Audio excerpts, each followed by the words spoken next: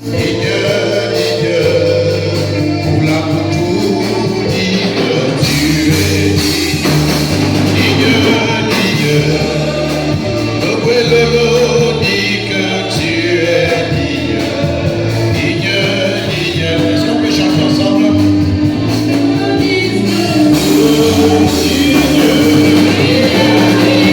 Les cieux,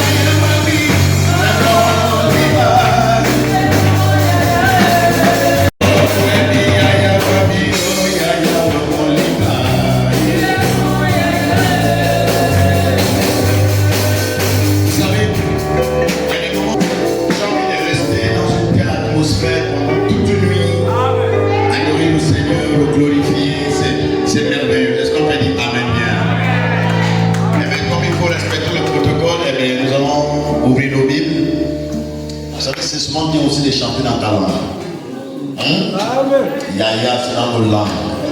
Ça veut dire grand frère. L'aîné de la maison. Est-ce qu'on peut dire Amen? Amen. Donc je dis dans ma langue, oui, Yaya ou on l'aime. Tu es mon grand frère de cœur. Quand tout le monde là-bas, toi tu es là. Ah, c'est merveilleux.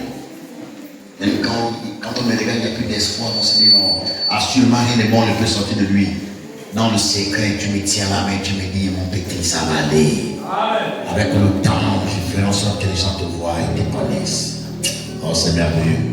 On va prendre le livre dans un livre parce qu'on va voir deux choses tout de suite. On avait une question qui est restée en suspens hier, c'est ça, non? C'est quoi naître d'eau et d'esprit? C'est ça, non? Est-ce que quelqu'un a fait quelques petites recherches pour qu'on aille vite?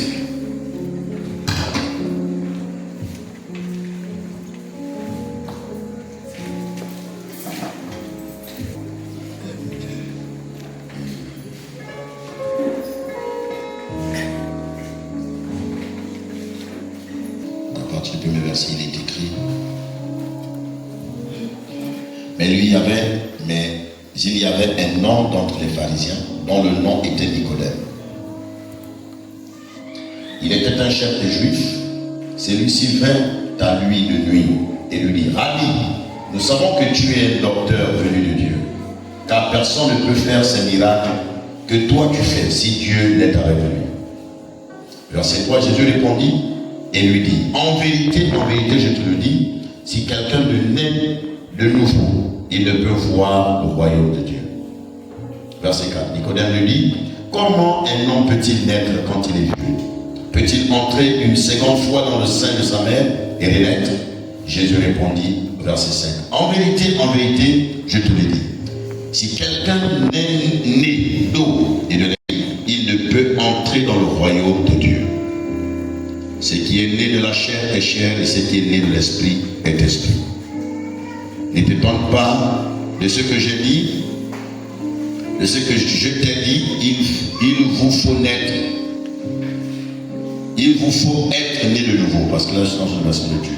Le vent souffle, il veut, et tu entends le son, mais tu ne sais pas d'où il vient, ni où il va. Il en est ainsi de tout homme qui est né de l'esprit. Verset 9, Nicodème lui répondit, comment ces choses peuvent-elles se faire? Et c'est là où nous sommes avec la question, c'est quoi naître d'eau et d'esprit? C'est bon? Est-ce qu'on peut dire Amen? Est-ce que quelqu'un a regardé quand même pendant la journée, il a fouillé, il a fait des petites recherches? C'était un petit devoir de recherche qu'on avait, n'est-ce pas? Donc celui qui a porté son devoir, qui donne le devoir, je mets la note. Sinon je colle les zéros.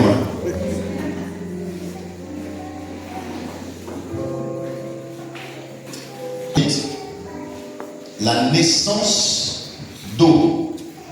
Hier nous avons compris, enfin on a eu des échanges et puis quelqu'un dit le fait d'être né d'eau, c'est le fait de se faire baptiser, c'est ça non? Et puis il a expliqué que le fait d'être né de l'esprit, c'est quand on reçoit le baptême du Saint-Esprit. C'est quelque chose. Et puis je disais, c'est pas vraiment exact. Il fallait qu'on aille chercher. Bon, vous n'êtes pas allé chercher. Sinon, qui allait chercher? Le travail vous absorbe tellement que... Oh là là. En fait, il y a deux choses. Il y a ce qu'on appelle l'évangile de l'eau et l'évangile de l'esprit. Lorsque Jésus parle en disant que si un homme ne naît d'eau et d'esprit, il ne peut entrer dans le royaume de Dieu. L'eau dont parle Jésus ici est la parole de Dieu d'abord. Ça n'a rien à voir avec l'eau quand on te trempe avant midi. C'est pas ça. Ça dit que la parole que tu reçois, cette parole fait office d'eau. Est-ce qu'on peut dire Amen bien? Amen. C'est la parole de Dieu. Recevoir cette parole, c'est naître d'eau. Cette parole en nous amène le Saint-Esprit en nous et le Saint-Esprit en nous fait sa demeure. Ce qui fait que nous sommes nés de l'Esprit. Expliquer ça avec les termes simples. La Bible dit, comment seront-ils d'abord? On commence par, nous sommes sauvés par la grâce C'est quoi?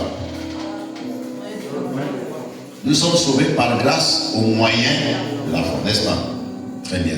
Et la Bible dit que la foi vient de ce qu'on entend, et ce qu'on entend vient de la parole de Christ. C'est bon? Et la Bible dit, comment seront-ils sauvés? Puisque nous sommes dans la conférence missionnaire. Et le thème c'est, rappelez-moi le thème de la conférence. Ensemble, relevons les défis de la mission dans notre génération. Et si l'Église fait fausse route depuis un certain temps, c'est parce qu'on n'a pas compris d'abord les bases, les fondamentaux qui sont rattachés à la mission. La mission a pour objectif amener les hommes des ténèbres à la lumière. Même si aujourd'hui, la plupart des missions que nous faisons sont beaucoup plus rattachées. On sort du Gabon, on part au Bénin, on construit des temples, on part à Accra, on cherche maintenant le terrain, on veut construire le temple. Au départ, ce n'était pas comme ça. Au départ, l'objectif, c'était de gagner les âmes d'abord au Seigneur. Et c'est pour cela que nous sommes en train de discuter depuis hier sur l'expression, c'est quoi naître d'eau et d'esprit. La Bible dit, comment seront-ils sauvés s'il n'y a personne qui prêche? On apprend, le texte dit, comment entendront-ils s'il n'y a pas de prédicateur? Comment auront-ils des prédicateurs s'ils ne sont pas envoyés? Hein, c'est bon? Donc tout est rattaché à ce que nous entendons. Depuis l'ancienne alliance jusqu'à dans la nouvelle alliance. C'est la parole de Dieu qui est la maîtresse, la pièce maîtresse, qui est au centre de tout. Il ne peut pas avoir salut sans parole. Il ne peut pas avoir création du monde sans parole. Donc tout ce qui se passe pour le christianisme est rattaché à la parole. Maintenant, pour que vous puissiez bien comprendre, vous allez voir le livre des Jean.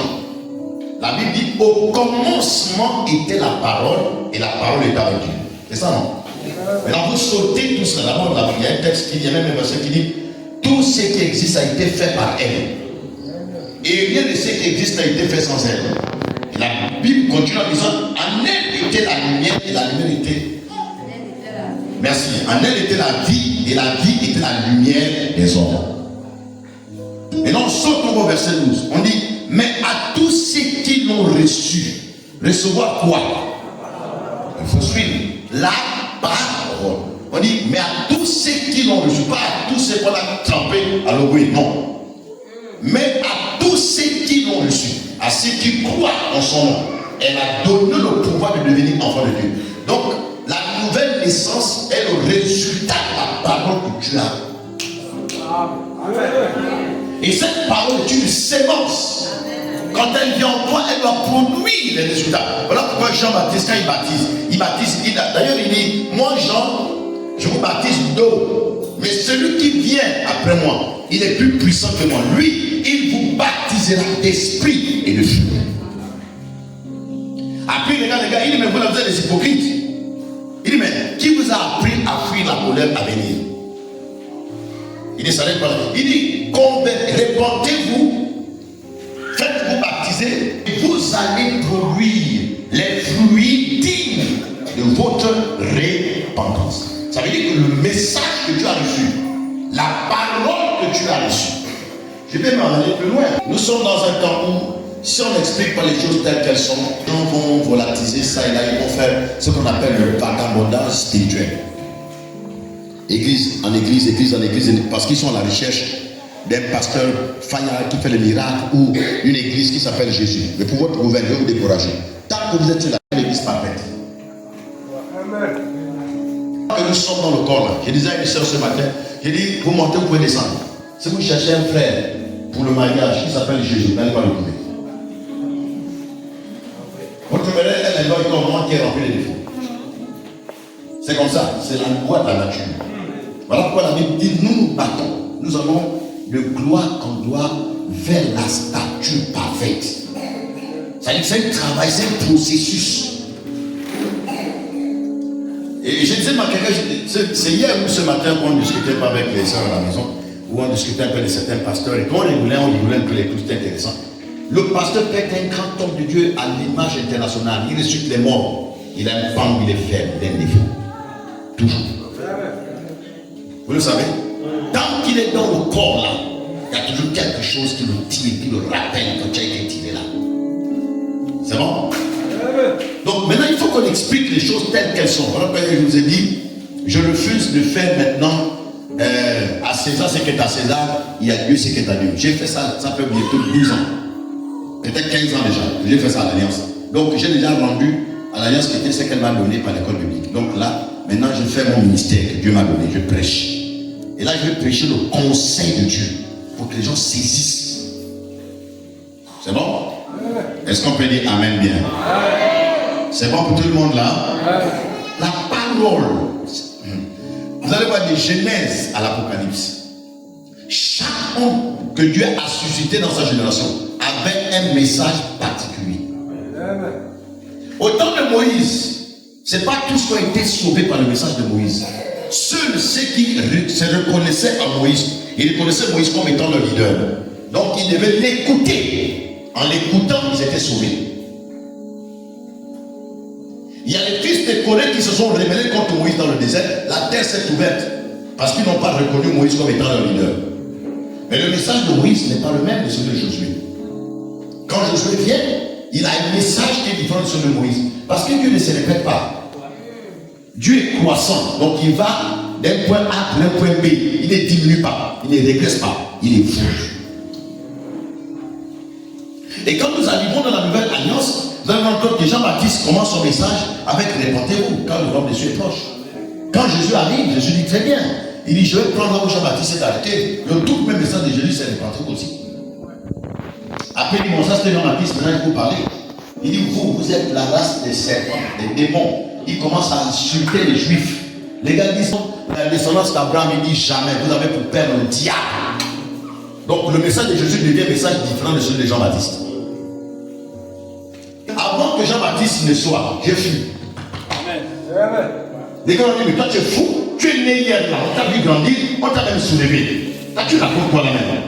Comment tu peux dire qu'avant que Jean-Baptiste, Abraham ne soit, toi tu as vécu, toi, mon petit, tu as des problèmes ici. Parce qu'ils sont restés dans la logique humaine. Ils ne peuvent pas comprendre la révélation avec laquelle Jésus est en train d'opérer. Est-ce qu'on peut dire Amen bien? Nous sommes dans cette position où, quand on dit la nouvelle naissance, c'est le résultat du message. Je vous dis, le message, c'est une sémence que nous recevons. Tout dépend de celui qui te transmet ou qui plante la sémence en toi. Si c'est un homme de Dieu qui est né de nouveau, vous allez voir. Hier, je vous ai parlé d'un homme qu'on appelle Apollos. La Bible dit que c'était un juif d'Alexandrie. Il était éloquent, donc il était un homme cultivé, il avait fait l'école. Il avait la tête pleine. Il s'est antigriffe, dit donc converti. Mais il était au premier niveau. Si un homme est né de nouveau, il ne peut voir le royaume. Il a fait l'expérience de voir le royaume, mais il n'a pas fait l'expérience de naître d'eau et d'esprit. Et il prêchait l'évangile de Christ avec exactitude. La Bible dit qu'il enseignait avec exactitude tout ce qui concernait Jésus. Mais sauf que tous ceux qui l'entendaient prêcher là, ils étaient contents. Ils disaient, regarde, il est éloquent, il a la révélation, il est pertinent et tout. Mais c'était les gars, c'était des batailles spirituelles comme je disais hier. Ils étaient nombreux dans l'église. Mais il y avait certains dans l'église qui étaient nés de nouveau. C'est Priscille et Aquilas. Toute une grande église de 1000 personnes qui écoutait un homme éloquent. Depuis combien de temps il est prêché? Un couple seulement, qu'elle dit seulement pour que le gars qui nous prêche là, il n'est même pas né de nouveau. Mais ils étaient nombreux qui étaient là, qui écoutaient, qui étaient contents, qui acclamaient. Oui, il y a mon pasteur, non, mais c'est puissant. Non, et ça parlait dans le quartier, non, le pasteur qui a levé la nuit dans le fire. Quand il prêche, non, même les mouches disparaissent, les démons disparaissent, c'est grave. Mais Priscille Aquilas, après l'avoir écouté, pendant un temps, ils ont dit non. Ils ont dit, viens d'abord. On dit, c'est que tu prêches. C'est des choses qu'on a enseignées. Mais toi-même, la connexion avec l'invisible, il n'y a pas.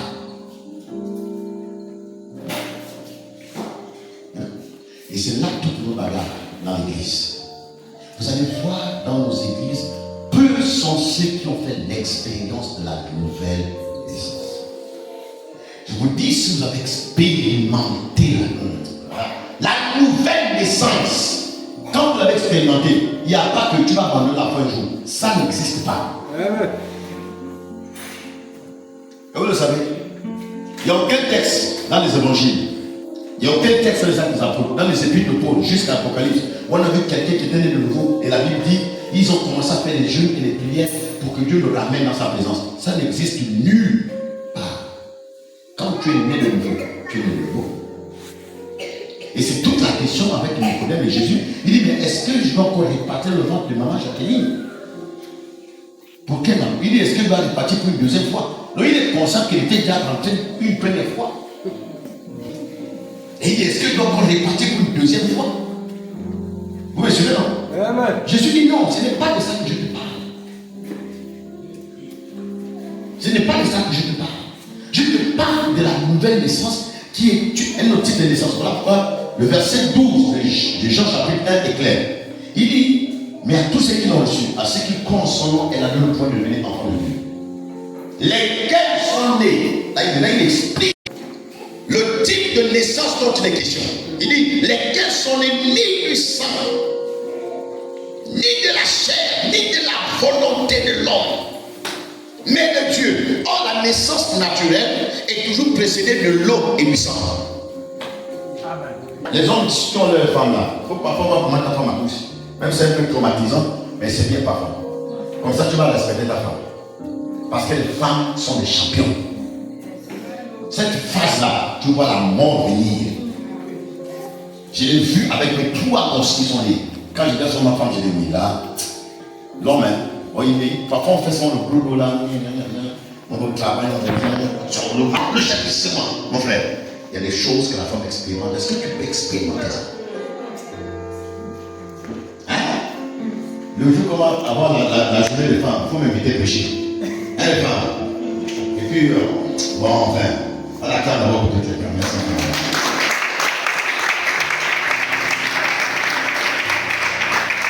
La naissance naturelle est une naissance qui est précédée. Biologiquement, scientifiquement, et puis, je ne sais pas trop, même naturellement, c'est prouvé qu'il y a un truc là qu'ils appellent là-bas la poche des os qui se perce. C'est pas ça? Et puis ce qui sort là, c'est quoi? C'est pas de l'eau. Et l'eau est souvent accompagnée avec un peu de sang. Et pendant la naissance de l'enfant, il y a du sang. C'est ça, non? Et oh. Mais Jésus dit non. La naissance dont je suis en train de te faire la maison là, elle n'est pas naturelle. Elle ne passe pas par de l'eau. Elle ne passe pas par du sang. C'est notre processus qui n'a rien à voir avec la naissance naturelle. Et quand tu l'as expérimenté, vous savez, vous pouvez monter, vous pouvez descendre, Satan ne peut pas te tuer. Tous ceux qui ont fait l'expérience de la nouvelle naissance dans le nord, ils sont une chaîne pour le monde des ténèbres. Qu'ils jeûnent, qu'ils ne prient, qu'ils jeûnent, qu'ils ne jeûnent pas, qu'ils fassent l'éveil ou pas, de toutes les façons, aucun démon ne peut avoir la suprématie sur lui.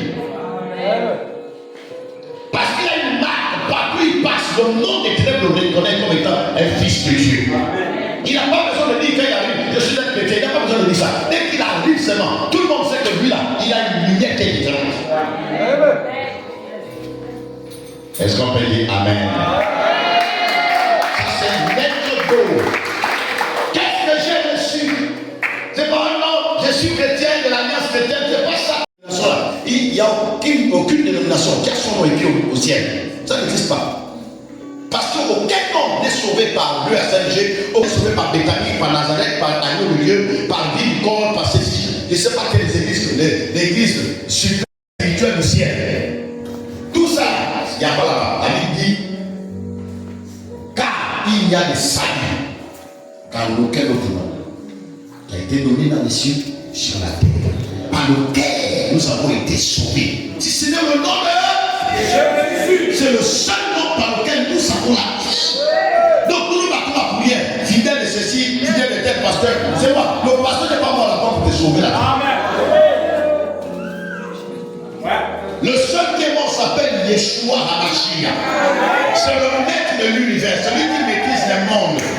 Quelqu'un me donne les mondes, amen. C'est de ça dont on parle. Ça veut dire que j'ai eu des soucis dans mon église. Parce qu'ils ont levé toutes les chaises qui sont les stades là. J'ai dit tout le monde ici en bas.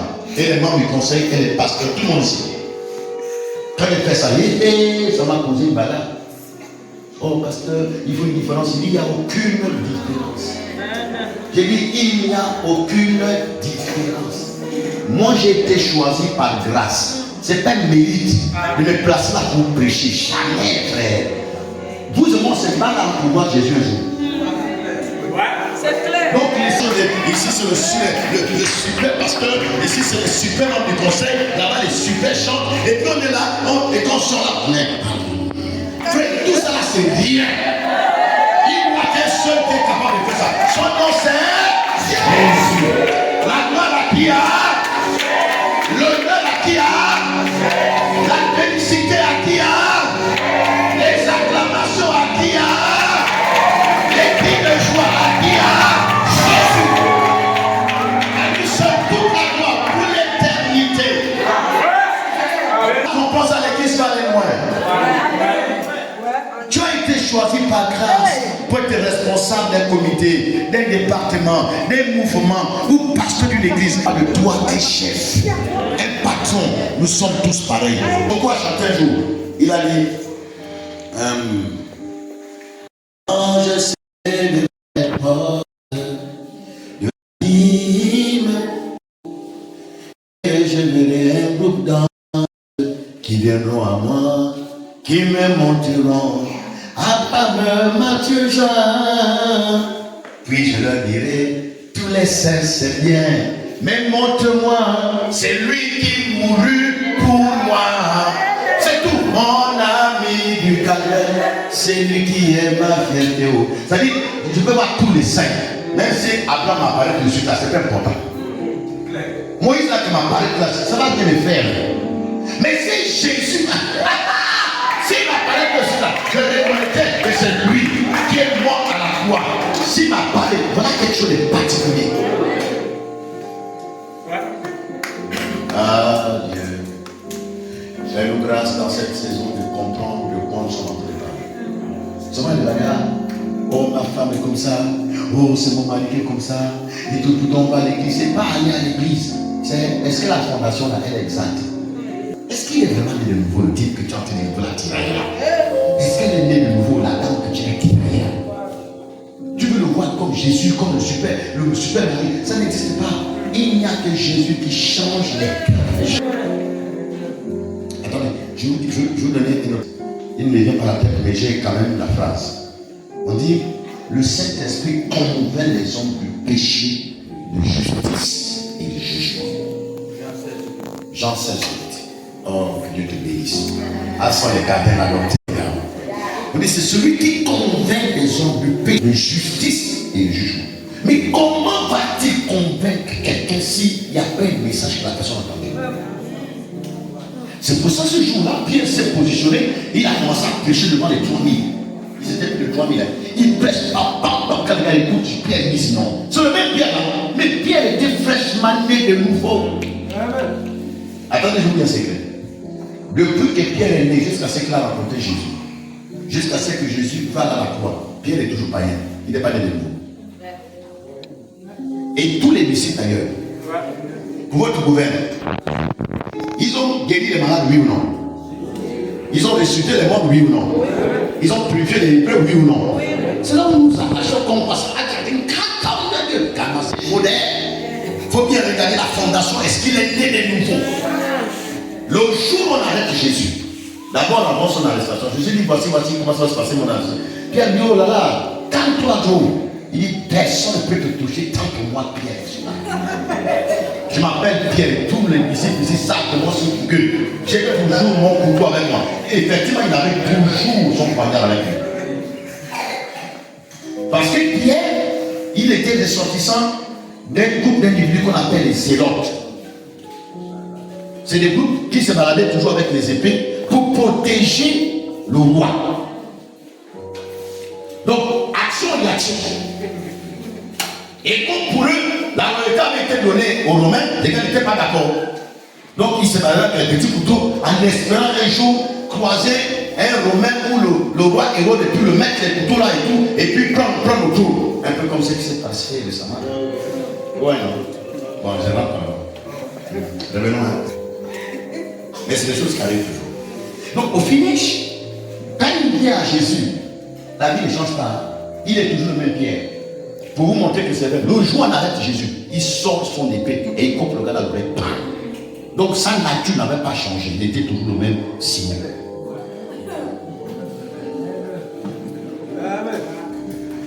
Est-ce qu'on peut dire Amen bien?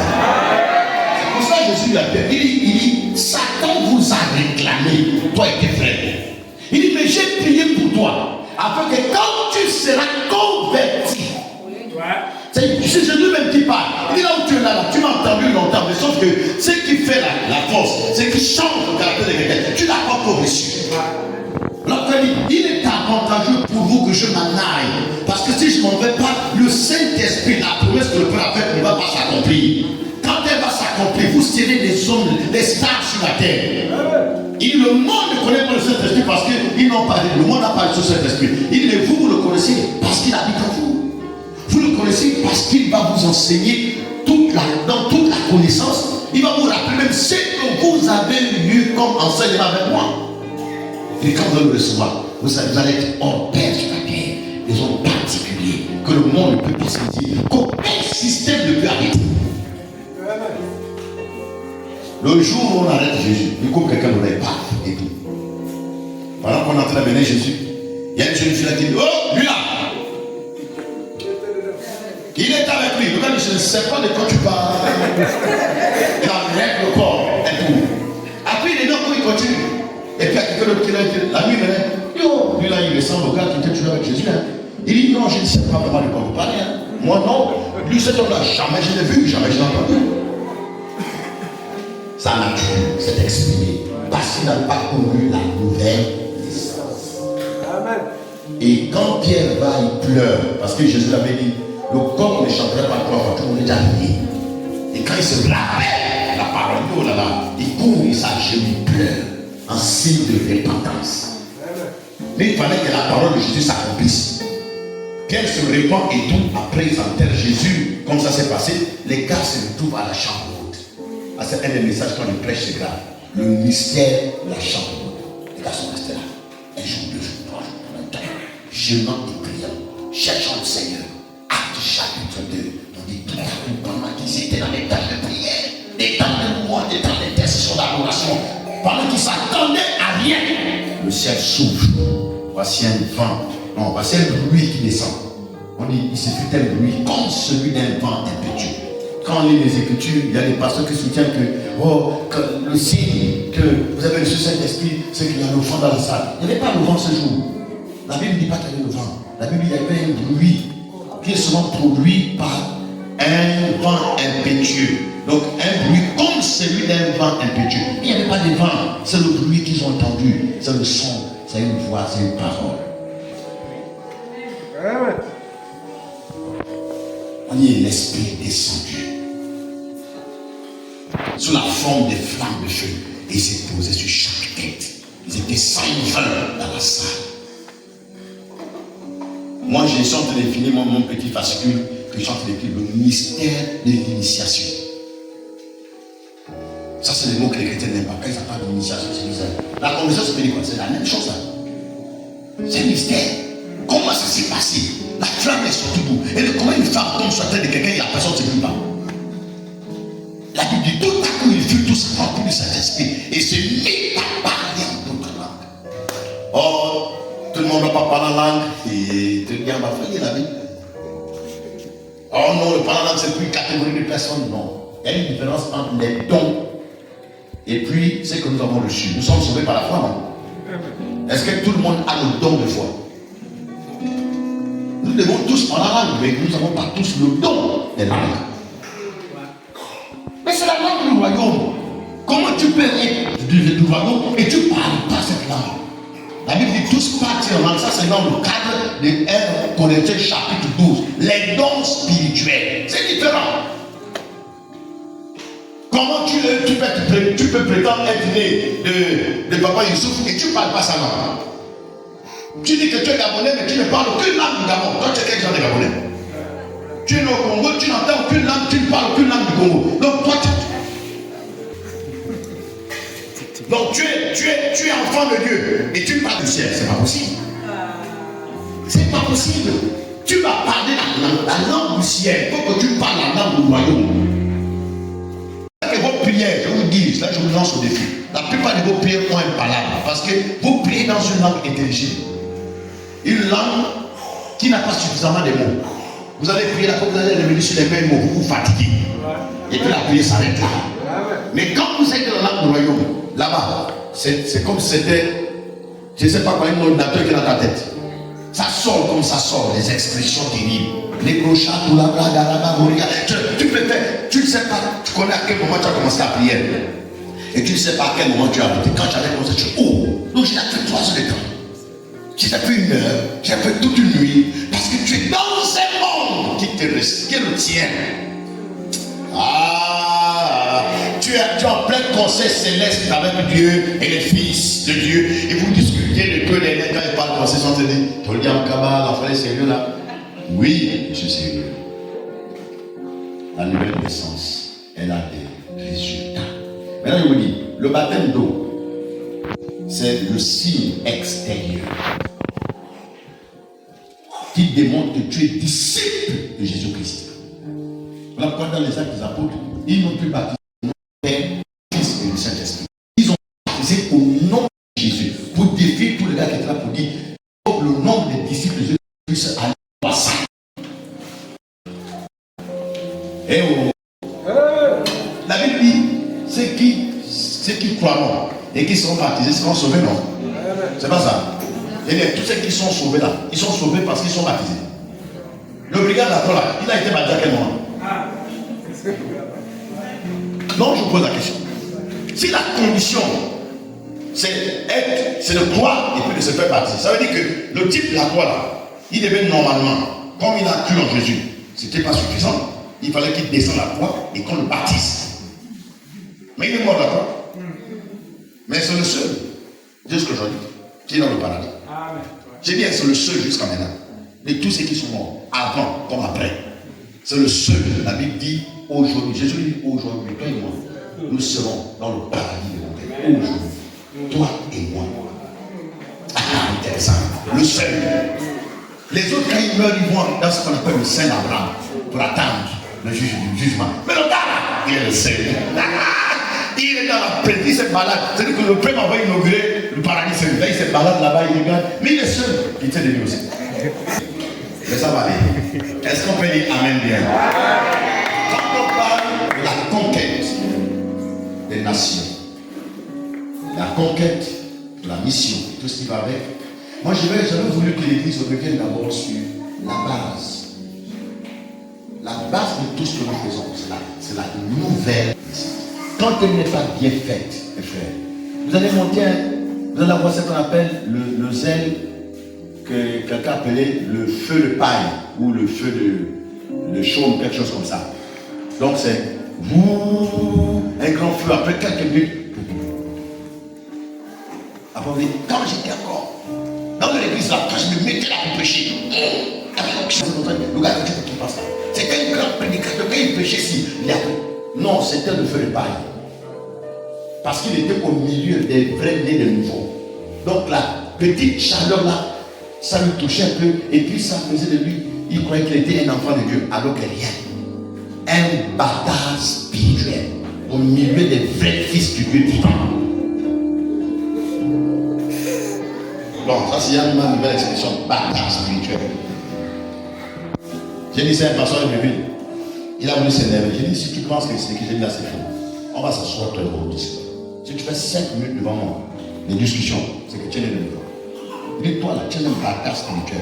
Au ciel là-bas, ton nom n'est inscrit nulle part. Parce que tu es devenu pasteur pour manger. Toi, tu es pour bouffer les gens. Quand quelqu'un vient chez toi, tu reçois la personne, il faut qu'il paye 5 000. Après, prier avec lui, il faut qu'il paye 50 000. Tu es un bâtard. Il y a une église comme ça maintenant, à l'aéroport, 5 000. Je suis arrivé la dernière fois, l'église était vide parce que les gars sont partis, une consultation prophétique sur le prophète, avant de le rencontrer 5 000. Il s'est improvisé, peut-être qu'il allait commander quelque chose pour manger l'argent. Regardez, on va citer maintenant, pasteur, donc on va faire ça ici. On arrange bien le bureau là et tout. clé. 5 000 francs, non. Ici, 5 000 c'est petit, il faut qu'on mette 10 000. Vous criez encore. Vous aimez les choses comme ça? Quand on vous prêche l'évangile dans sa pureté, non, c'est rien. Les choses qui sortent de l'ordinaire, plus qu'elle est extraordinaire là, on va te dire mon ton grand-père, Jean-Baptiste, c'est qui? Oh, c'était mon grand-père, c'était le père de maman. Tout ce fait, oh, il connaît sa maman. Vous avez des choses comme ça. Je vois une fille qui s'appelle Chloé, c'est qui? Oh, c'est ma fille. Et tu te la fille. Oh, et puis tu vois, ça crée quelque chose là. C'est un grand homme de Dieu. On les connaît tout ça. Après tout ça, il y a moi. Il va citer toute ta lignée parentale, paternelle, maternelle. Il a qu'à citer aussi. Maintenant, après, il y a quoi? Je pose la question, après, il y a quoi? Quand il va te dire que non, il y a une malédiction, c'est que tu souffres là, ça vient du côté paternel. Où est la solution qui te donne? Des bâtards spirituels. Des loups qui ont porté les robes des agneaux et qui se sont placés au milieu des agneaux pour manger l'agneau. Dieu va vous frapper un jour, vous allez voir. Est-ce qu'on peut dire Amen bien? Ça, c'est la nouvelle naissance. Maintenant, si on avance, pour revenir sur la thématique, c'est quoi encore? Hein? Le thème de la conférence Tafina. Ensemble. Relever les défis. Hein? Les défis de quoi? De la mission, non? L'autre problème que l'Église a, c'est ce que j'ai appelé la prise des territoires. On n'implante pas les églises pour implanter.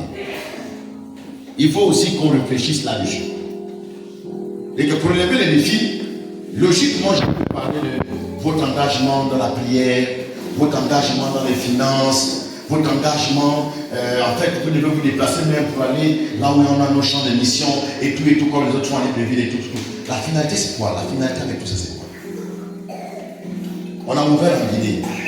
Je n'étais même pas encore chrétien quand l'église de Guinée, Alliance chrétienne, est née en Guinée. L'église là a peiné pour arriver au salut. Il a fallu quelqu'un qui connaît la loi et la prise des territoires pour aller faire décoller le feu.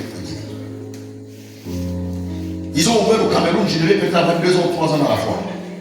Et ça a piétiné avec le silence, ça a piétiné jusqu'à ce qu'on envoie un gars qui connaît les lois spirituelles. Quand il est arrivé, il a fait la prise de position du milieu et l'église a décollé. Pour relever aussi les défis, il faut aussi connaître ce qu'on appelle la connaissance, la prise des lieux, des territoires. Vous achetez un terrain et vous allez seulement partir de commencer à construire. Vous connaissez ce que c'est parce qu'avant vous savez vous installer. Les gens ont construit comme ça, ils n'ont même jamais habité sa maison. Il dit de construire, quand il a vu inaugurer la maison, il décède. Parce que la maison, le lieu sur lequel on a établi la maison, c'est un endroit qui était déjà. Vous allez voir, il y a des milieux où l'église ne prospère pas. On implante l'église, on jeûne, on prie, ça ne marche pas. Mais c'est parce qu'on n'a pas eu la révélation, l'illumination, on le discerne. Quel endroit on positionne l'église là? C'était un endroit jadis qui était un grand temple. C'est même un hôtel dans le spirituel. Lorsque j'ai planté l'église qui est à la gare aujourd'hui, en 2006, j'ai trouvé, on a commencé les cultes quelque part, dans un endroit chez papa là, bien. Quand l'église était là-bas, c'était bien. Ils ont peiné, tout ça. Et puis c'était formidable. En fait, et puis après, ils ont commencé à dire, non, si l'église est là, c'est lui, on ne vient plus là-bas. Il faut trouver un terrain neutre. Je dis, ok. C'est moi-même qui fais les démarches, on avait voir ces plans et tout ça pour trouver le terrain. J'ai rencontré le chef de cité, il me dit, viens, je te montre l'endroit. D'abord, ils m'ont fait balader pendant peut-être 5 mois. Et comme j'ai prié avec leur nom, leur prénom et tout, ça a commencé à marcher. Il m'appelle un jour, il me dit, viens, je te montre l'église. Là où l'église est installée dans la gare, les tu as vu, le terrain, tout ça, c'est comme. J'ai dit, ok, d'accord. Vous savez, c'est quoi la vie? Je suis allé en ville, j'ai acheté un bouteille d'huile. J'ai pris le pasteur, j'ai dit, ah non. L'équipe peinture, la nuit. J'ai dit, ah non. On arrive, j'ai dit, voilà le terrain d'église. Il dit, j'ai dit, dans la forêt là. Il dit, mais on va faire comment? J'ai dit, on va consacrer le terrain, tissu, dans la. Il dit, comment ça va rentrer dans la ville? Papa, dans l'air, on va rentrer. La forêt. 22 heures déjà, on est là. Le jour où on est reparti à la semaine à pied, sur la latérite, il n'y avait pas le goudron, il n'y avait pas l'électricité. Sur la latérite. On est rentré dans la même chose. On verse l'huile, on pense ça, on parle là, on prophétise. Il y a des choses qu'on ne fait pas la journée. La prise de territoire. Dès qu'on a fait ça, le matin, on appelle les petits Égyptiens, on allait négocier. Ils sont allés m'asseoir dans son bureau, j'ai écrit la lettre. J'ai envoyé la lettre ici chez Mouma à l'époque, il était chef du personnel. J'ai dit, la carence qui était la gare a besoin du bois pour bâtir le camp. Il a dit jamais. J'ai pris la voiture, je vais jusqu'ici. Il a dit, je veux le bois. Il sort de sa voiture, il part. Quand il revient, il tourne là. Il tourne comme ça, que, donc toute la journée, donc il a peut-être 10 fois. Donc mon visage est resté dans son champ de vision. Authentique. Et je suis reparti à la studio. 2 jours plus tard, je dis ça encore. J'ai pas encore la voiture, je vis. J'arrive ici, j'ai tout. J'ai passé mes journées qu'elle est au bureau là. Quand il sort, mon petit, c'est comment? J'ai dit, je t'ai dit que c'est pas pour moi, c'est l'église. Tant qu'Evan Bédi a le bois, tant qu'il y a un temple, hein, ce qui tient ici, là, le bois gratuitement. Je veux le bois pour construire le temple à la gare. Votre gouvernement, c'est la CB qui a donné le bois qui a construit le temple à la gare. De la planche jusqu'au chéron, jusqu'au lac, avec 5 paquets de pointes. J'ai fait pression, c'est sorti. Papa, le père de maman, il m'appelle. Il dit, papa, tiens où? J'ai dit, cela. Il dit, si vous voulez bénir votre bois, j'ai dit, alléluia. Ça marche. Et ils ont béni cela. On a monté le temple. Les tôles là, ce sont les païens, y compris les chrétiens. J'arrive dans ta maison, je dis, papa, oui. Tu vois le temple là, non? C'est là où toi et ta femme et tes enfants allaient prier. Même si pour l'instant tu ne pries pas encore. J'ai besoin d'une tôle, j'ai besoin de 2 tôles. Et ça sortait, les 2000, les 3000 et tout. On a acheté la tôle, on a tourné le temple. Le jour où je vais commencer le culte, c'est le jour où on m'a dit que je prends le train pour aller pour aller faire la formation. J'ai laissé le temple. Et derrière, quand l'œuvre a commencé, une œuvre qui est née dans la puissance de Dieu, ça je n'oublie pas. Et ça allait à une vitesse de croisière. Quand je reviens plus tard, je suis pasteur aujourd'hui, vous savez, parfois je ne prêche pas. Je m'assois seulement comme ça. Vous voyez une petite fille qui a 12 ans, qui a 14 ans, quand elle chante, l'onction descend. Des guérisons, des témoignages, des cancers qui disparaissent. Tu vas prêcher pas encore. Quand Dieu lui-même fait, tu te fais quoi? Tu laisses lui faire les choses. Mais ça, c'est ce qu'on appelle la prise de possession. Donc, aucun sorcier ne peut venir là pour faire l'église, son patrimoine. Il va mourir. Parce qu'il y a l'empreinte, il y a le sang de Jésus partout. Il y a les anges gardiens qui préservent le milieu. Une des choses qui fait qu'on n'a pas suffisamment des âmes sauvées, c'est parce qu'on fait l'évangélisation traditionnelle. On se lève un matin et puis on dit, chacun avait qu'à prendre les brochures. Allons-y, maison par maison. Vous avez la maison de qui? Le territoire dans lequel vous vous aventurez, est-ce que vous l'avez pris?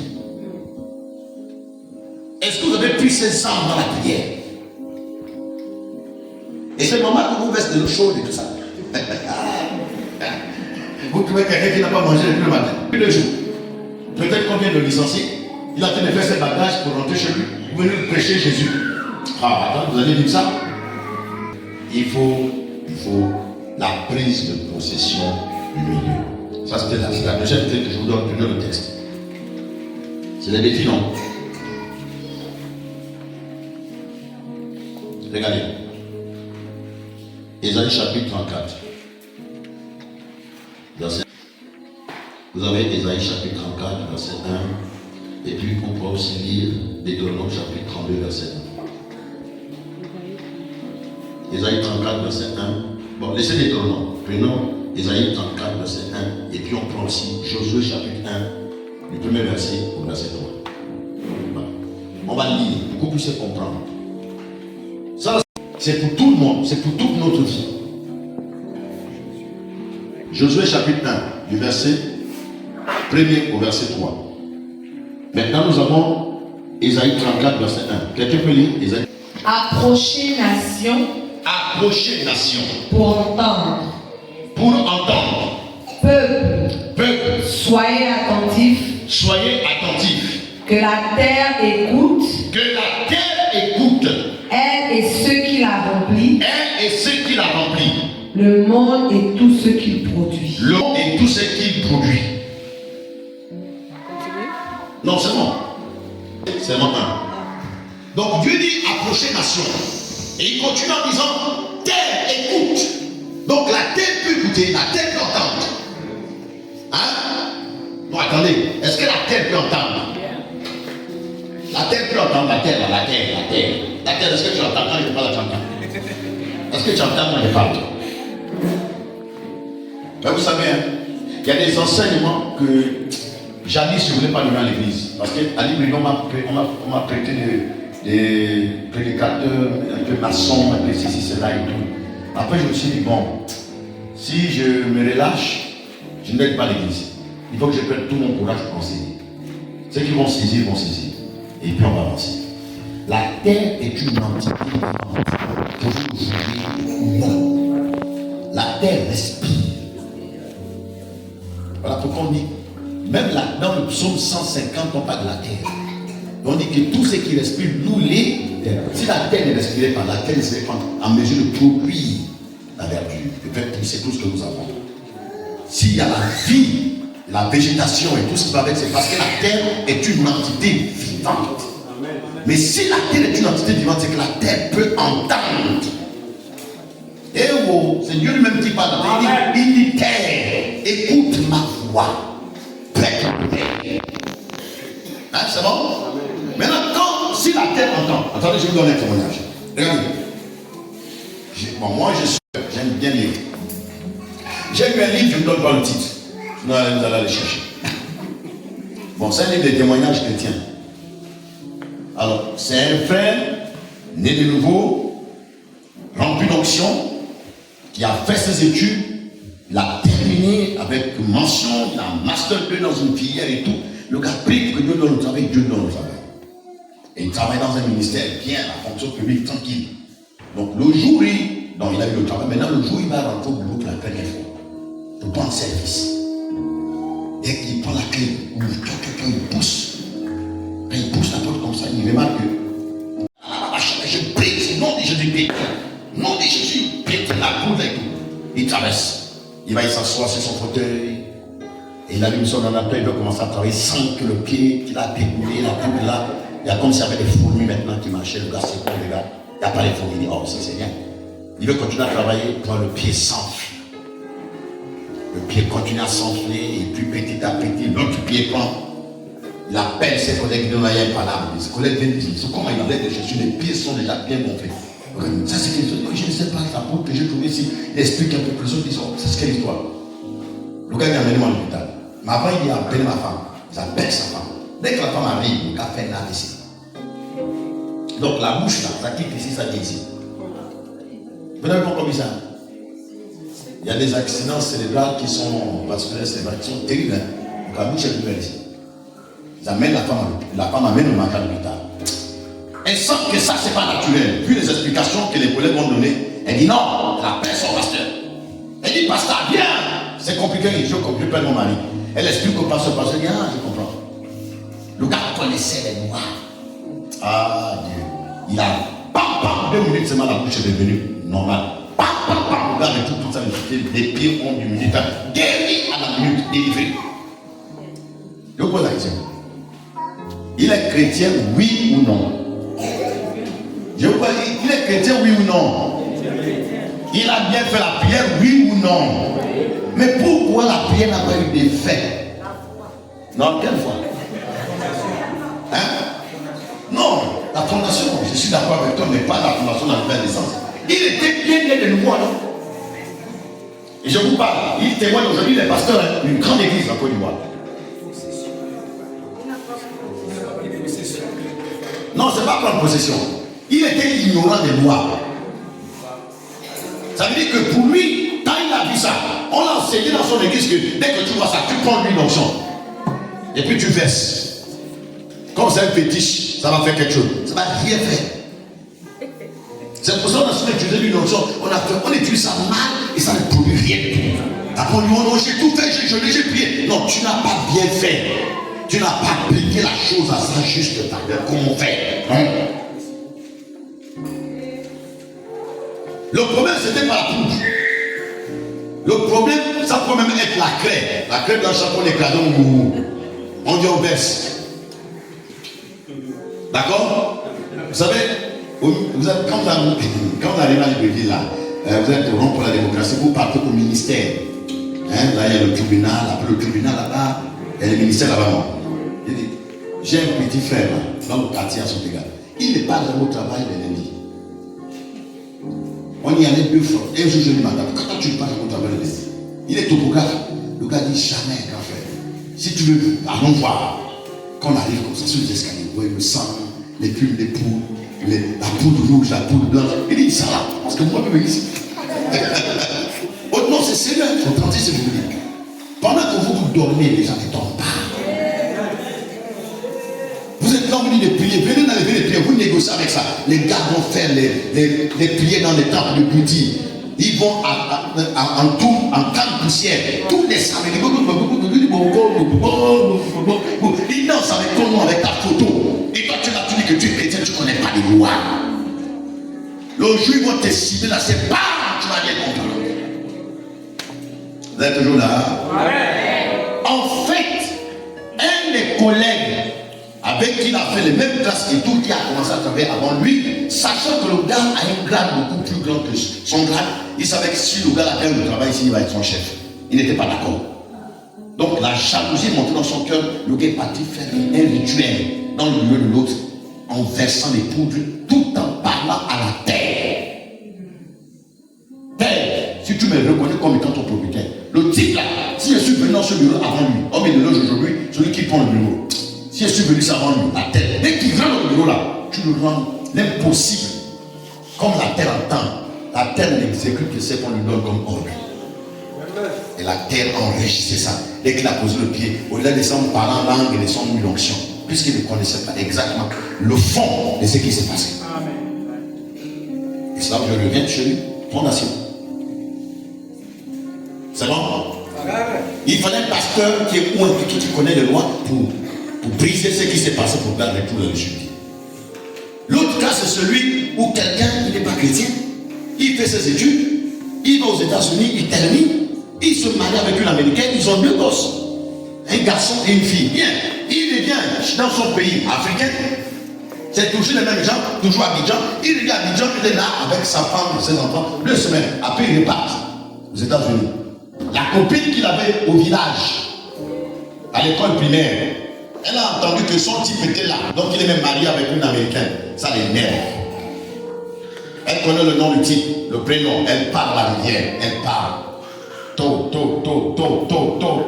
Si tu l'appelles terre, aussi longtemps que tu poseras tes pieds sur la terre des États-Unis ne te reconnaîtra pas comme étant un fils des États-Unis. Tu dois revenir ici. Tu es mien, tu dois revenir ici. Je t'appelle et tout. 2 jours plus tard, le gars dit à la femme, je m'en vais au village. La femme dit, on revient à la Abidjan, ça fait 3 semaines. Il dit, non, j'aimerais négocier les cimetières des parents, je vais faire les mausolées. La femme dit, non, ça peut attendre et tout. Là, il a passé beaucoup d'argent pour le dire. Le gars dit, ça se passe par là, il y a l'argent. Il avait été extravé dans le ciel. Et pouf, il est revenu. Abidjan jusqu'au village. Quand elle arrive au village, les mausolées fait. Après, la petite enfant, dès qu'elle a parlé devant lui comme ça, il a oublié les États-Unis. Il y est resté 10 ans dans son village.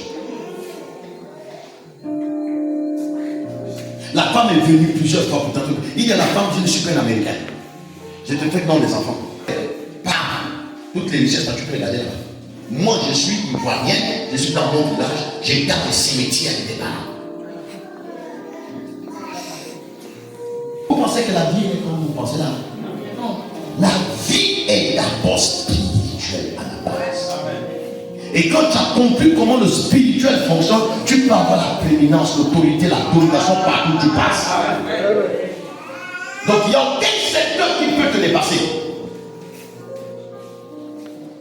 Même si tu arrives dans une cité qui est remplie seulement des homosexuels, c'est le seul chrétien, ils vont déménager pour chercher une autre cité.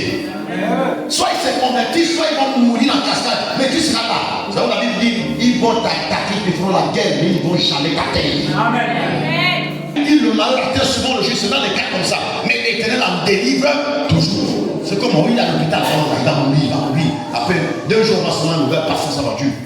C'est pas lui qui là. Non, mais c'est bon, on va se m'entendre qu'il est mort. Non, mais je viens de le voir au bord de sa voiture là. À bord de son véhicule, au volant, il a tous les reconduits. L'autre dit non, ce qu'on a fait là, c'est bon pour lui. Après le matin, le voit en costard. Il passe, il dit bonjour les gars, ça va bien? Tu n'es pas mort. Tu n'es pas mort. Pourquoi je vais mourir? J'ai celui qui est l'auteur de la vie.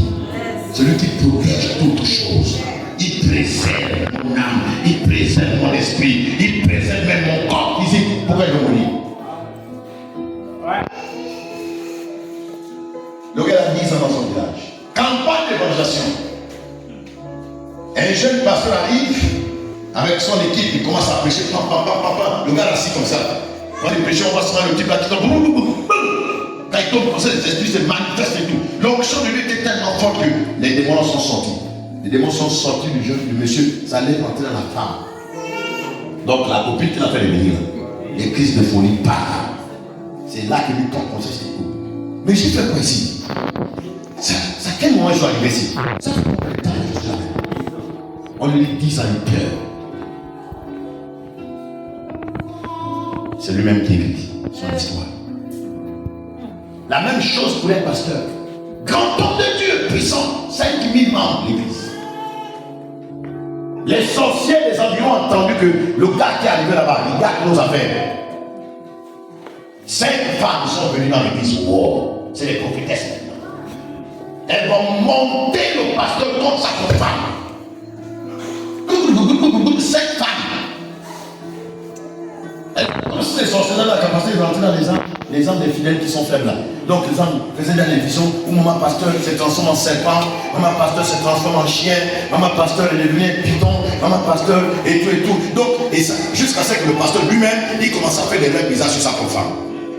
Donc la stratégie des 5 femmes, c'était de déstabiliser le pasteur avec sa femme. Qu'il chasse sa femme ou qu'elle décède pour qu'une d'entre elles épouse le pasteur pour faire tomber l'église. Le pasteur commence à prier. Seigneur, la femme est une sorcière. Tue-la. Tu sais que je ne peux pas me séparer d'elle. Sinon, je ne pourrais plus jamais me remarier. Tue-la. Dieu lui dit, c'est ça que tu veux. Il dit oui, c'est une sorcière. Dieu lui dit, tu as bien réfléchi. Le gars dit, j'ai bien réfléchi. La femme a commencé à souffrir petit à petit parce qu'elle est décédée. Je vous passe ici que quand elle décède, ils ont pris. Les 5 femmes se sont arrangées, c'est qu'une d'entre elles soit la prochaine femme du pasteur. Les sorcières. Quand elle rentre dans la maison du pasteur, elle a tout fait. Pasteur, oui, tu es puissant. L'église est là grande. Va au village. On va ouvrir le là-bas. Tu vas commencer à suivre. Nous, on est bien positionné ici. Il fallait seulement écarter l'église. Dès qu'il a le village, fin. Elles ont pris le contrôle de toute l'église. Les sacrifices à gauche à droite. Aujourd'hui, c'est un jeune qui meurt. 2 mois plus tard, c'est une maman qui décède. Donc, elle s'appelle le contrôle de toute l'église. Parce qu'au départ, il n'y a pas eu ce qu'on appelle prise de possession. Quand vous avez pris possession d'un endroit, vous avez bâti quelque chose, vous battez. Même si vous n'êtes pas là, aucun sorcier ne peut venir faire quelque chose là. Amen. Parce que c'est un endroit qui a un terrain miné.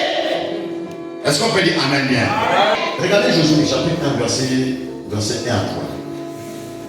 La Bible dit, après la mort de Moïse, serviteur de l'Éternel, l'Éternel dit à Josué, fils de Nun, serviteur de Moïse.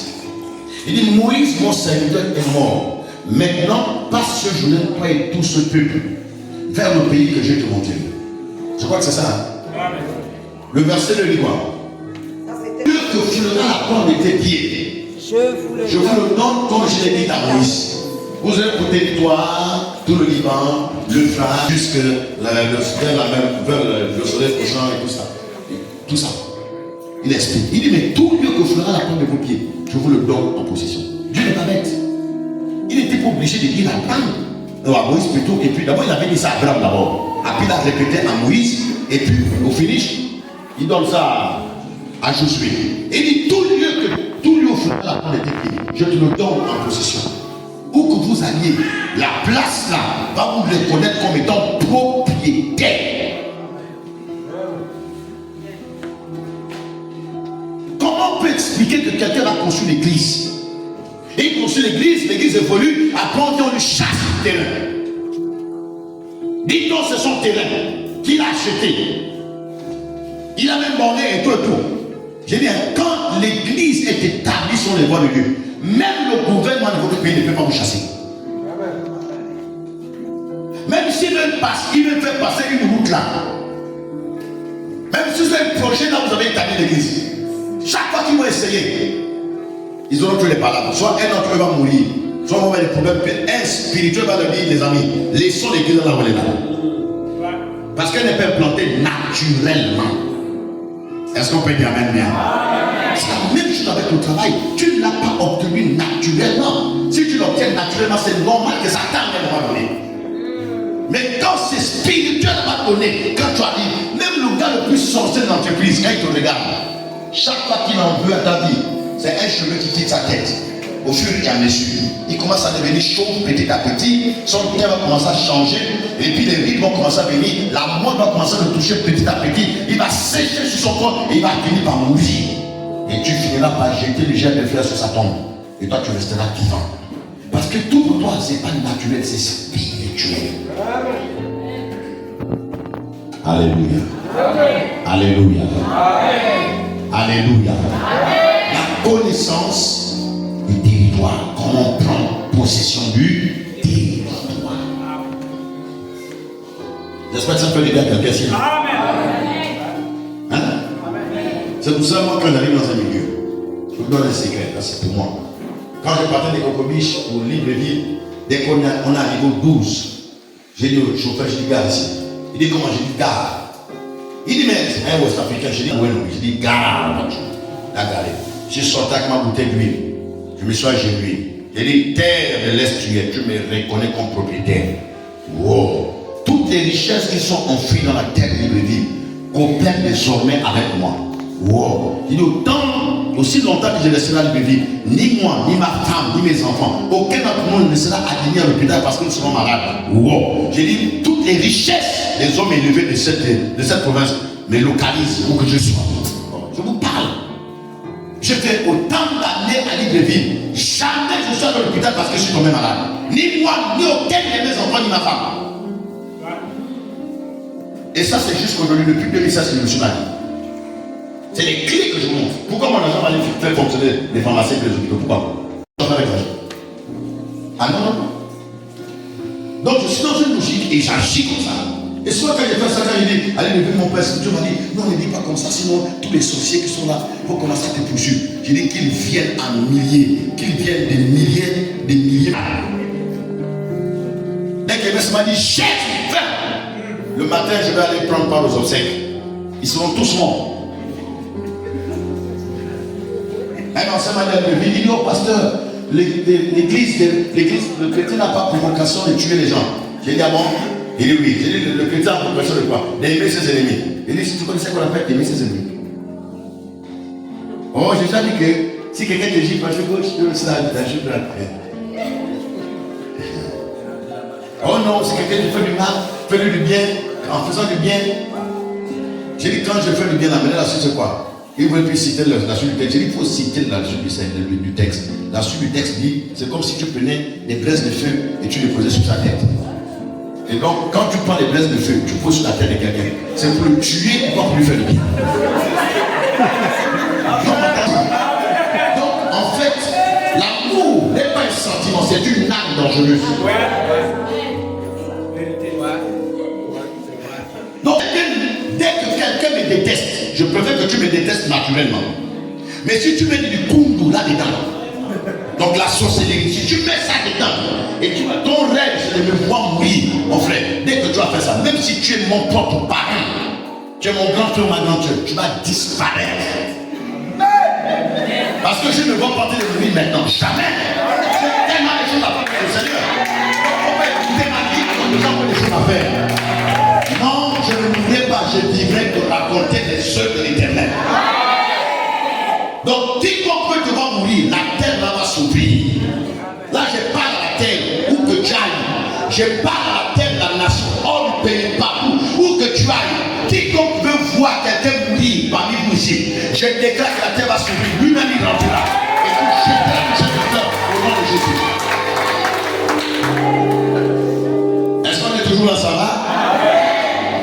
De possession. C'est la même chose avec les maisons. Vous allez habiter une maison, vous rentrez seulement, ah les chrétiens, ils prennent le sel, pendant le sel.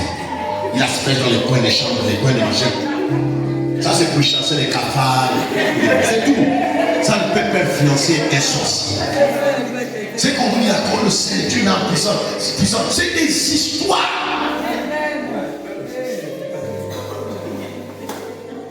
Non, je vous dis, si le sel est mal, eh bien, aucun pharmacien, aucun spécialiste n'est parti au bord de la mer pour faire les pratiques.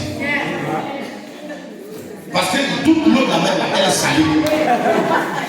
Donc vous allez tous mourir. Donc aucun d'entre eux ne même traverser les océans dans les avions. Vous allez tous mourir. Ils sont vivants.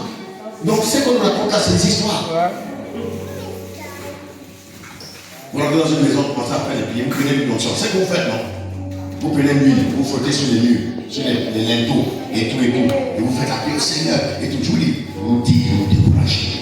Tout ça là, c'est absolument rien. Enseigne, papa. Parce qu'au finish, les enfants tombent malades. Au finish, tu as des problèmes avec ta femme. Au finish, tu perds ton travail. Et pourtant, tu as consacré la maison en bidon. Maintenant, qu'est-ce qui ne va pas? Est-ce que je parle dans l'esprit de quelqu'un ici? Ce qui n'a pas marché, c'est que tu n'as pas appliqué ce qui est écrit.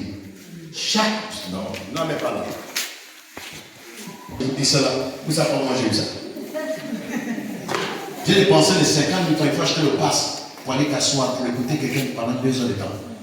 Quand tu sors, tu dis waouh. Même les 50 000 francs que j'ai donné, c'est même petit. Je lui ai donné même 1 million. Parce qu'il t'a ouvert l'esprit pour comprendre les textes bibliques, les textes hébraïques, les textes grecs, l'araméen, l'hébreu, tout ça.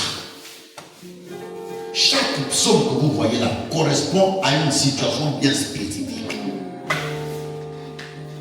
Il y a les psaumes de protection, les psaumes de consécration des maisons, psaumes des envoûtements des endroits habités. Maintenant, il faut qu'on te montre comment ça fonctionne, comment on fait. Sinon, ça va pas marcher. Tu vas prier, plus rien. Parce que tu es dans une prière traditionnelle. Ça ne produit pas de résultats. Bon, encore beaucoup de choses à dire. On a le main et après le main. C'est aussi ça la tradition. Dans nos églises, on pense que parce qu'on va prêcher 100 heures, que les gens vont saisir. Chez moi, les cultes se terminent à 11 heures. Bientôt, je vais ramener ça à 10 heures. Bientôt, ce serait maintenant 1 heure de temps pour en finir le culte. Et puis chacun rentre chez soi. Non, mais il faut que. Parce qu'il faut rééduquer l'Africain. On passe plus de temps dans les temples, les longueurs de journée. Et lundi matin, c'est maintenant que les enfants ne sont pas prêtés. C'était une bagarre avec ma femme, maintenant c'est réglé. Le dimanche, quand je regarde, chérie, oui, est-ce que tout est prêt pour demain? Oui, mon mari, j'ai dit, je veux voir tout ce qui est prêt. L'éducation. Et puis aujourd'hui, maintenant c'est parti. Plus besoin. Parfois, c'est même moi qui oublie un peu. Mais mon mari, je dis, ah oui, je sais. Mauvais enseignant. Tu donnes des cours que toi, mais tu n'appliques pas. Mais ça va aller. Donc, on va terminer avec ceci. Parce que là, on va faire une prière. Que les parents soient chrétiens ou pas. C'est un mystère chez Dieu. Je ne sais pas comment il a fait ça, mais c'est comme ça. C'est pour ça même dans les accidents, c'est rare de voir les enfants mourir. Si un enfant meurt, c'est que c'est un problème de malédiction familiale. Vous n'avez pas vu pendant le crash là, beaucoup des enfants étaient sauvés. Et j'ai dit quoi? C'était quand même un peu là. Esther, voilà. Beaucoup des enfants étaient épargnés, beaucoup. Parce que à chacun est assigné un ange qui le préserve, qui le protège.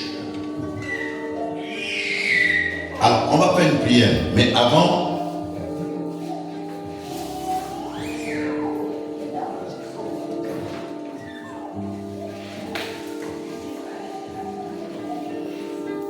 anciennement, vous connaissez l'histoire de...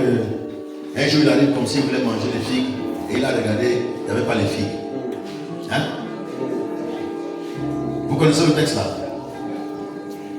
Si quelqu'un connaît le texte là, qui me le donne, on va finir par là. Soit dans Luc, soit dans Marc, quelque chose comme ça. Oui, le figuier maudit. Si vous êtes même connecté sur internet, écrivez seulement figuier maudit et puis dans le texte. Marc 11, hein? Ah, les anciens ici, là, Marc 11. Ah non, c'est bien d'avoir les anciens qui suivent. Hein? Oh, c'est fais-moi la grâce d'avoir les anciens comme ça. 8, 11, verset 21, 22, 23. Regardez. Vous êtes à la page? Oui. Je commence au verset 12 ou bien? Non, verset 21.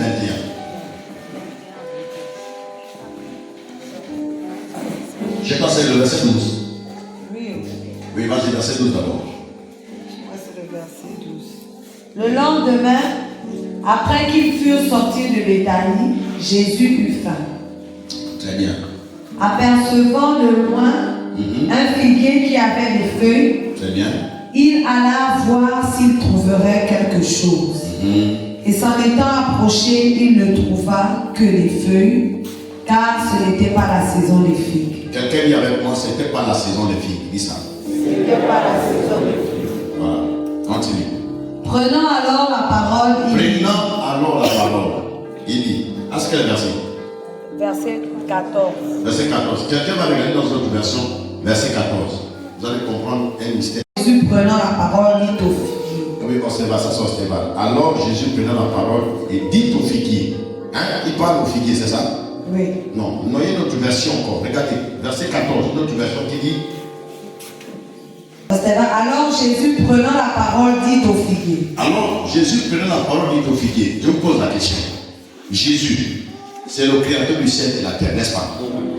Donc Jésus, depuis quand Dieu a créé le ciel et la terre, il a créé les arbres, il a donné la bouche à l'arbre et puis les oreilles à l'arbre. Comment Jésus peut-il prendre la parole et parler au figuier? On dit il va parler au figuier. Or dans la version grecque et araméenne, on dit Jésus répondit au figuier. Ça veut dire qu'il y a eu une conversation entre Jésus et le figuier. Hein? Donc je pose la question. Donc le figuier est l'arbre. L'arbre parle et puis l'arbre peut entendre. Parce que nous avons pensé que tout est naturel. Non, frère. Je vous ai dit que la vie est d'abord spirituelle. Et Jésus prend la parole, il dit au figuier, il dit plus personne ne mangera de ton fruit. Pierre et les autres ont écouté Jésus, ils ont dit, dans leur cœur, ils ont dit, le gars là, il a dit ces choses-là. On va voir. Ils sont partis, et quand ils sont revenus, c'est Pierre et les autres qui font la remarque. Il dit, oh mec, le figuier que tu as maudit hier là, apparemment il est mort. Il a séché. Vous comprenez quelque chose là? Amen. Est-ce qu'on peut dire amen bien? Amen. Le figuier était posé dans l'espace ou sur la terre? Sur la terre. Hein? Sur la terre. Est-ce que le problème de la production, c'était la faute du figuier ou la faute de la terre? Hein? C'est la terre. Parce que le figuier est nourri par les sels minéraux. Est-ce qu'on a bien l'école, non? Donc quand la terre ne peut plus produire tout ce qu'il faut pour que l'arbre soit en bonne santé, produire le fruit, Jésus ne maudit la terre, il maudit le figuier. Là, je n'étais pas d'accord aussi. C'est comme ça que lui est mon façon. Jusqu'à ce qu'il va m'enseigner pourquoi il a maudit le figuier. Mais après, il m'a enseigné pourquoi il a maudit le figuier. Parce que toute personne, merci beaucoup, c'est ça l'école, on pose des questions, non? On n'occupe pas une portion de terre inutilement. Tant que tu es positionné sur la terre du vivant, tu es né d'un homme, d'une femme, tu es obligatoirement appelé à produire des résultats. Si tu ne produis pas des résultats, tu occupes la terre inutilement. Tu vas sécher mourir. Pour laisser la place à celui qui peut produire. Et oh! Est-ce qu'on peut dire amen bien? Ah, ça rentre. C'est bon, hein? J'aime quand ça rentre. Et quand ça rentre, il faut bien saisir. Laisse que ça rentre en toi et que ça prenne place. Jusqu'à quand, Seigneur, cette parole se fera chair en moi? C'est ma prière de tous les jours. Jusqu'à quand que la parole prenne corps en moi? C'est comme les regarde pour voir que la parole, c'est la sémence. Est-ce qu'on peut dire même bien? La terre n'était pas productive. Elle pouvait donner la vie à cet arbre, mais il y avait un élément qui manquait. C'est l'élément de la production. Et c'est ce qui explique qu'il y a des gens sur la terre, ils sont vivants mais ils ne sont pas productifs. Est-ce que vous savez que même dans le domaine, est-ce que doit dire ça? Dans le domaine même du mariage, quand on dit oh non, l'homme est stérile, l'homme ne peut pas être stérile, c'est son esprit qui est stérile. Parce que la fécondité n'est pas une leçon d'une question de spermatozoïde avec l'ovule, non. C'est d'abord une question spirituelle. Si ton esprit est politique, tout ce que tu touches sur le plan physique produit quelque chose. Ça, c'est quand tu es planté sur la bonne terre. Et demain, nous parlerons des 4 terres. Pour qu'on comprenne bien la conquête. Parce que vous savez, si je ne vous pas donner votre argent, vous donnez déjà votre argent. Prions pour prier déjà. Et tout. Mais sauf que, pourquoi notre église au Gabon n'a pas un résultat extraordinaire? Voyez le nombre de personnes qui sont restées ici, le nombre de personnes qui sont restées, qui est resté à la salle ici. Si on réunit tout ce monde-là, le temple peut être encore plein. Vous êtes d'accord avec moi, non? Il y a encore des gens. Mais comment une grande ville comme Lastoville, une église comme celle de la gare, quand on fait les cultes, on atteint à peine 200 personnes, à peine 288. Une grande église comme Lastoville qui faisait les 1000 membres, aujourd'hui on a 200 personnes, 300, 200, qu'est-ce que c'est ça? Parce qu'en fait, on n'a pas compris qu'il y a les saisons et les saisons. Plus nous évoluons, plus on va élever le niveau de la spiritualité. Un des signes qui démontre que l'endroit là, le diable est en train de prendre le dessus, c'est la multiplication des motels et des hôtels. Amen. Ça dit que l'impudicité prend un autre niveau. Et si vous arrivez à la Lastoville, c'est un par un motel, 2 par un motel. C'est versé partout dans la ville. Partout des motels et tout ça. L'objectif, c'est de développer un niveau d'impudicité sexuelle. Et l'église, quand l'église regarde ça, l'église ne voit pas le message. Nous sommes des veilles. On élève le niveau pour que les endroits et les motels là, ça devienne des cellules de prière. On fait tout. Mais nous aussi, reviendrons. Que Dieu vous bénisse. On va terminer le Seigneur. C'est bon? Est-ce qu'il y a une interrogation? Est-ce qu'il y a un point d'interrogation?